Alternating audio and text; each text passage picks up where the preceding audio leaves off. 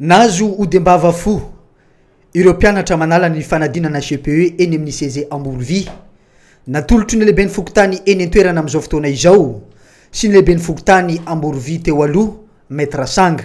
Araka ny voalazan'izy ireo dia etsika efa fanao isanandro ity etsika fanomezana Oudembava fo ho an'ireo mpianatra manala ny fanadinana io.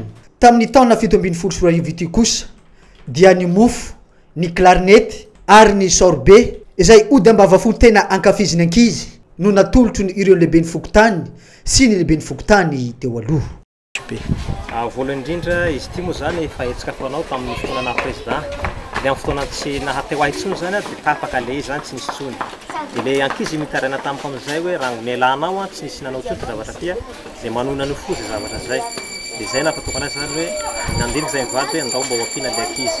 Faharoa fahatelo ihany koa zany iara-malala fahita fa potika ny fiainako rehetra tamin'ny alalana poste marika Fatandraza dia manatitra voaloham-bokatra ho an'Andriamanitra zany zao satria Andriamanitra tsy tamaso fereto madinika reto zany no anolorako azy satria izay ny voalazany hoe hoentinareo amiko ny voaloham-bokatra reo. Ka ireto ankizy reto araka ny tenin'i Jesosy hoe izay ataonareo madinika reny no ataonareo tamiko. Tsy misy ambadika politika izy fa feuille de route ara-pavisa.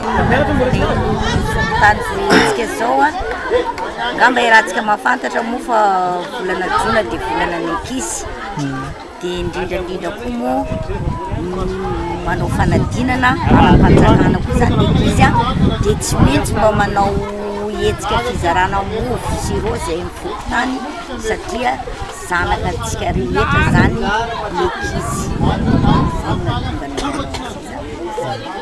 Miramirany endrika ireo ankizy raha vao nahazo ireto Oudembava fo ity ary nilaza ihany koa ireo ray aman-dreny fa ankasitrahan'izy ireo ny etsika ataon'ny komity fokotany eny amin'ny fokotany Amborovy.